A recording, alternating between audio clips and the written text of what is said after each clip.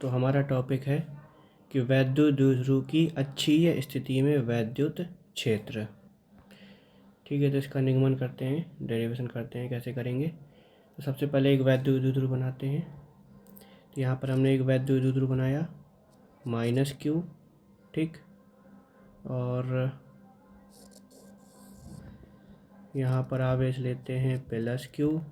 द्विध्रुव की लंबाई है 2l, इसका मध्य बिंदु है O, ठीक, मध्य बिंदु O है। अब अगर मध्य बिंदु O है तो ये लंबाई हो जाएगी L और ये लंबाई भी हो जाएगी L, ठीक, क्योंकि आपका कुल लंबाई कितनी है 2l, तो ये आधी लंबाई हो जाएगी L और ये आधी लंबाई भी कितनी हो जाएगी L, ठीक। तो अच्छी स्थिति का मतलब होता है दोनों आवेशों को जोड़ने वाली रेखा के अनुदिश। तो इसी रेखा को थोड़ा सा आगे बढ़ाते चलते हैं। हमें इस बिंदु पर कोई नाम देते हैं बिंदु P। यहाँ पर वैद्युत क्षेत्र की तीव्रता निकालनी है कि वैद्युत क्षेत्र का फार्मूला क्या आएगा, ठीक है। तो मान लेते हैं कि जो बिंदु P है इसकी O से दूरी R है। ध्यान से देखना कहाँ से कहाँ तक दूरी है। तो बिंदु P की इस डाइपोल के मध्य बिंदु O से दूरी हमने ली है R, ठीक। तो एक बात बताओ, इस +q से बिंदु P की दूरी कितनी हो जाएगी?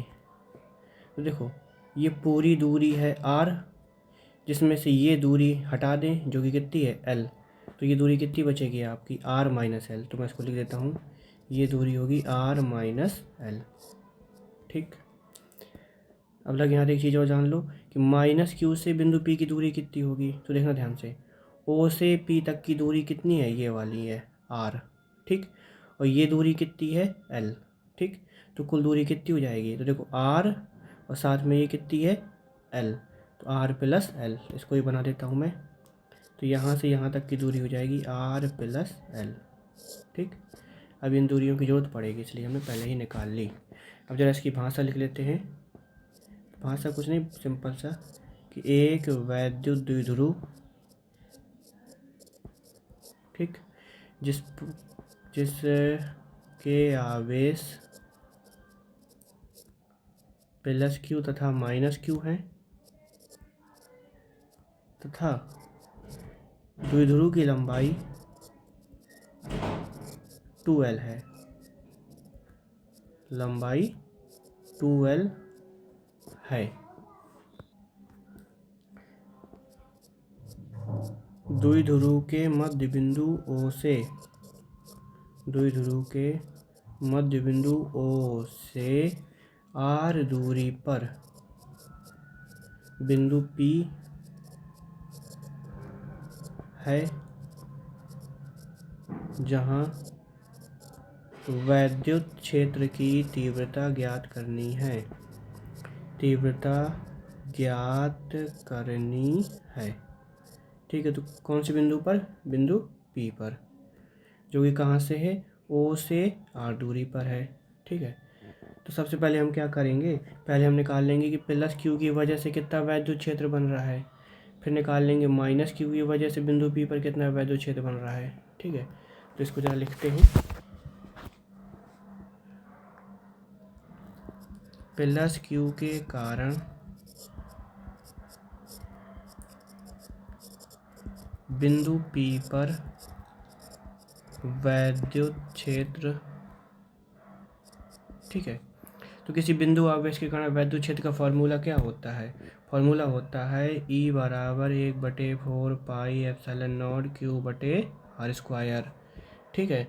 तो इसी तरीके से +q की वजह से हम लिख रहे हैं, देखो यहाँ पर +q की वजह से, तो E1 बराबर कितना हो जाएगा 1/4 πε0 Q/, अब देखो ध्यान से, Q से बिंदु P तक की दूरी कितनी होगी?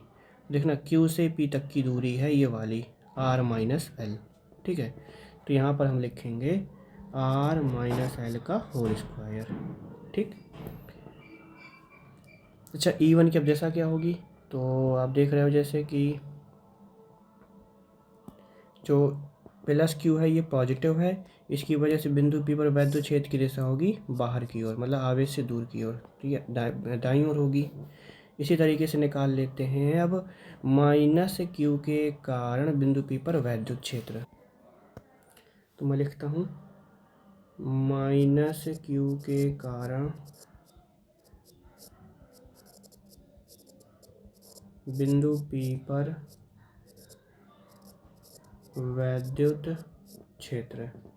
तो ये हो जाएगा आपका E2 बराबर 1/4 पाई एप्सिलॉन नॉट आवेश तो क्यू है बटे अब दूरी कितनी है। तो देखो ध्यान से, माइनस क्यू के कारण निकाल रहे हैं तो माइनस क्यू से पी की दूरी होगी ये वाली जो कि इसके बराबर है आर प्लस एल के। तो यहाँ पे हम दूरी लिखेंगे आर प्लस एल का होल स्क्वायर, ठीक। और इसकी वजह से वैद्युत क्षेत्र कैसा बनेगा, तो आवेश कैसा है, ये नेगेटिव है, इसकी वजह से बिंदु पी पर, यहाँ पर देखिए चित्र में, वैद्युत क्षेत्र होगा अंदर की तरफ, क्योंकि नेगेटिव चार्ज की वजह से वैद्युत क्षेत्र आवेश की ओर होता है, ठीक। तो अब देखो, अब हमें निकालना है बिंदु पी पर नेट वैद्युत क्षेत्र। तो देखो बिंदु पी पर एक वैद्युत क्षेत्र E1 दाईं ओर, दूसरा है बाईं ओर, दोनों विपरीत दिशाओं में है, तो घटा देंगे, ठीक है। तो इसको हम इस तरीके से लिखेंगे, अतः बिंदु पी पर नेट वैद्युत क्षेत्र E बराबर हो जाएगा E1 माइनस E2। बस अब सॉल्व कर लेते हैं, घटाया क्यों, क्योंकि विपरीत दिशाओं में थे। बस अब इसके आगे सॉल्व करना है। तो E1 का मान लिख लो, ऊपर दिया है 1/4 पाई एप्सिलॉन नॉट ये वाला, Q बटे आर माइनस एल का होल स्क्वायर, माइनस E2 का मान दिया है यहाँ पर ये 1/4 पाई एप्सिलॉन नॉट Q बटे आर प्लस एल का होल स्क्वायर, ठीक। तो यहाँ से सबसे पहले हम क्या करते हैं, 1/4 पाई एप्सिलॉन नॉट और Q का कॉमन ले लेते हैं। तो क्या बचेगा, 1/r माइनस एल का whole square minus 1/r plus L का whole square. Step by step देखते जाना। तो इसको लिख सकते हैं Q/4 पाई एप्सिलॉन नॉट, ठीक है। अब तो यहाँ पे लासा हो जाएगा, LCM ले लेंगे हम। तो यहाँ पे जो LCM होगा वो होगा r माइनस एल का होल स्क्वायर और r प्लस एल का होल स्क्वायर का, ठीक। तो देखना ध्यान से, r माइनस एल स्क्वायर का लासा लेंगे तो केवल क्या बचेगा, r प्लस एल का स्क्वायर, ठीक। तो हो जाएगा r प्लस एल का होल स्क्वायर माइनस, अब यहाँ पर लोगे r प्लस एल का स्क्वायर तो ये कट जाएगा, केवल कितना बचेगा, r माइनस एल का स्क्वायर, तो r माइनस एल का स्क्वायर, ठीक। तो इसको लिखेंगे Q/4 पाई एप्सिलॉन नॉट, इसका स्क्वायर खोल दो, इसका होल स्क्वायर खोलेंगे, इसका होल स्क्वायर खोलेंगे, तो ये हो जाएगा आपका R square plus L square plus 2RL minus A square क्या होता है, square plus B square minus 2AB, तो R square plus L square minus का 2RL डिवाइड बाई। अब देखो जो हर में लिखा है इसको हम इस तरीके से लिख सकते हैं, क्योंकि दोनों में स्क्वायर है तो लिखेंगे r माइनस एल और r प्लस एल का होल स्क्वायर, इस तरीके से नहीं, एक मंझले कोष्ठक में होल स्क्वायर, ये पूरे का स्क्वायर हो जाएगा। क्यों भाई, देखो कहीं लिखा है यदि एक्स स्क्वायर वाई स्क्वायर, तो इसको लिख सकते हैं एक्स वाई का होल स्क्वायर। इसी तरीके से दोनों में स्क्वायर था, हमने दोनों का स्क्वायर कर दिया, ठीक। तो Q/4 पाई एप्सिलॉन नॉट, तो ये हो जाएगा R square plus L square plus 2RL minus, अब यहाँ से कोष्ठक हटाएंगे, माइनस लगाए तो ये सब चिन्ह चेंज हो जाएंगे, तो माइनस का R square minus L square plus 2RL divide by, देखो ये बन जाएगा आपका a माइनस बी और a प्लस बी बराबर क्या होता है, a स्क्वायर माइनस बी स्क्वायर। तो ये यहीं पर ये बन जाएगा फार्मूला, तो इसको हम लिख सकते हैं R square minus L square का होल स्क्वायर, ठीक। तो Q/4 पाई एप्सिलॉन नॉट, देखो ये और ये cancel, minus R square plus सब कैंसिल हो जाएगा, तो ऊपर केवल बचेगा 4RL upon R square minus L square का होल स्क्वायर। अब देखिए ज़रा, जो हम ये डाइपोल लेते हैं, डाइपोल, इसकी लंबाई हमने क्या ली है 12, और इसके मध्य बिंदु से ये दूरी क्या ली है हमने r। ठीक, तो इस डाइपोल की लंबाई बहुत छोटी होती है, मतलब जो l है उसका मान r से बहुत छोटा होता है। या ऐसे लिख दें कि r is very very greater then l। ठीक, तो अब क्या कंडीशन लगा देते हैं कि चूंकि r is very very very very greater then l, मतलब r का मान l से बहुत बड़ा है, तो क्या हो जाएगा, आर स्क्वायर का मान भी एल से बहुत बड़ा हो जाएगा। ठीक, ये तो आप सिंपली लिख दो डायरेक्ट